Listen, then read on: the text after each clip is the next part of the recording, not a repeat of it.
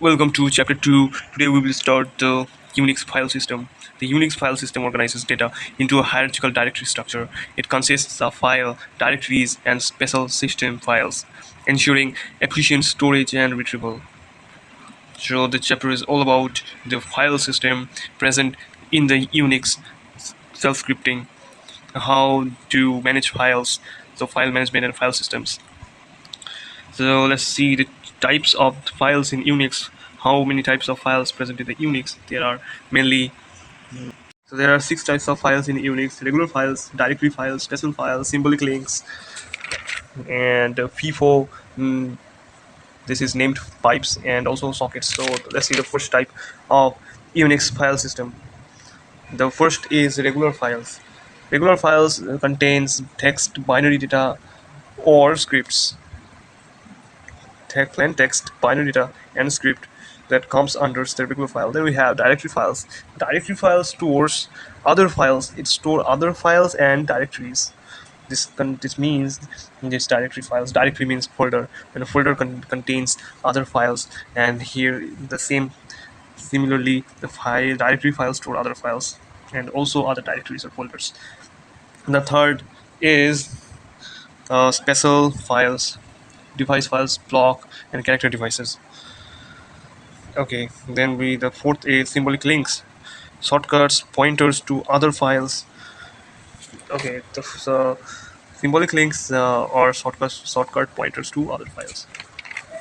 Then we have FIFO, enable inter-process communications.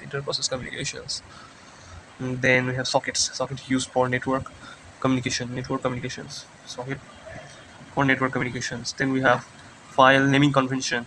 How can we name a file? There are some rules while naming a file in Unix. First is about the case, because Unix is case sensitive. Means the file.txt and file.txt, those are different. Those two names are different. That's why it's case sensitive. Then we have can include letters, numbers, and underscores and periods. So letters, numbers, underscores are used while naming a file, and you should not contain any special character like slash or question mark. These special characters cannot be used. Then we have parent-child relationship. We need to understand the relationship, parent-child relationship in Unix. Directories in Unix follow a tree-like structure, a hierarchical structure, where the parent directories contain subdirectories known as children. Then the child directory inherits every permissions from the parent. It inherits the permissions from the parents. And the home variable. What is home variable? $home is an environment variable that stores the current user home directory. The user currently logged into the system. There's it stores this user's current informations. Then we have access using echo. We can access using the command echo $$home. What is inode number? Inode number is each file in Unix has an unique inode number storing metadata, line permissions, owner, size, and timestamps. This is called inode. Inode basically a metadata. Metadata is data about data, and metadata is contained by the inode. So that's how it works. The display inode using ls minus I, then the file name. This is the syntax of using inode number. Then we have absolute path name versus relative path name.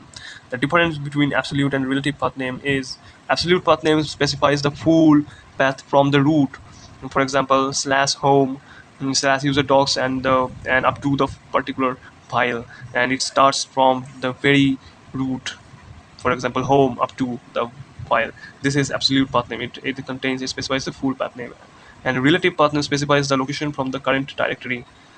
Suppose you are in the document folder and you want to get the location of the file, so this is called the relative path name. Unlike the absolute path name, it's very short and it's not the full path name from the root, starting from the root. Dot slash it specifies all the folder, but its relative path is shorter than the absolute path name. Significance of the dot and double dots. So what is the difference between single dot and double dot? Single dot refers to the current directory. So Single dot here, as I said, it's the current directory. Suppose you are currently present in the docs folder, and it represents the current directory. And the double dot represents the parent directory. Double dot means one step previous folder, means the parent directory of your current folder. This is represented by the double dot. Then basic Unix commands. We have some basic Unix commands. Those commands are like pwd directory cd. The first of all, we have pwd, it displaying the path name of current directory. This the syntax is hyphen pwd, it display the path name of current directory. It's also work for the password pwd. Then we have changing the directory cd means change directory or create directory. We can use both way. If you want to access to another directory, you can write like this. The command should be cd slash path slash 2, and the directory, you have to write the path name after the cd command, and this way uh, you can redirect to the path where you want to go. Then we have empty folder. If you want to remove a directory, you have to write rmdir. Rm means remove directory. If it removes the directory, only if empty, only if the directory is empty, you can use the rmdir. Then this way the syntax is this rmdir and then empty folder name. Then thereafter we have creating a directory mkdir. If you want to create a directory, you have to write the mkdir. Mk means make directory. The syntax is mkdir, and the new folder name goes here. This is the syntax. Then we have listing directory contains ls minus l is the syntax. Ls minus I it is.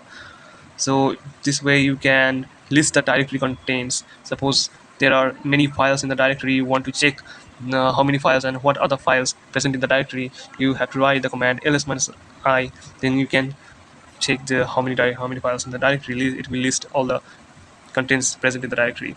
Then what are the important Unix file system directories? Slash bin is an important directory. It's essential user binaries, for example lscp mp. Then we have slash user slash bin non-essential using user binaries, for example pim and gcc. Then we have lsbin system administrator command, which is shutdown and fdisk. Then we have user slash sbin additional system binaries, for example apache 2 and slash etc system configuration files, e.g. for example password host name. These are system configuration files, and it will work out with this command. Then we have slash dev, it's device files, for example slash dev as sda for hard drives, it's device file. Then we have lib, it's libraries, essential shared libraries for system programs, so lib command. Then we have slash user or slash leave binaries for user installed programs, binaries for user installed programs. User include header file for C programming, C programming. Then user share manual pages for Unix command. User share man. This is manual pages for Unix command. TMP, temporary file storage, cleared or reboot, or reboot, cleared or reboot, temporary file storage, cleared or reboot, temporary file storage. Then we have variable files like logs and pool data. Logs and pool data. This is one of the directories. And lastly, we have the home directory slash user home directories. For example, home slash var. So that's all for today. Hope you like this video. Give us a thumbs up and subscribe to the channel and stay connected. See you in the next video in the third chapter, or the ordinary file handling in Unix. This is the third chapter, and see you in the next video. We will cover it. So happy learning.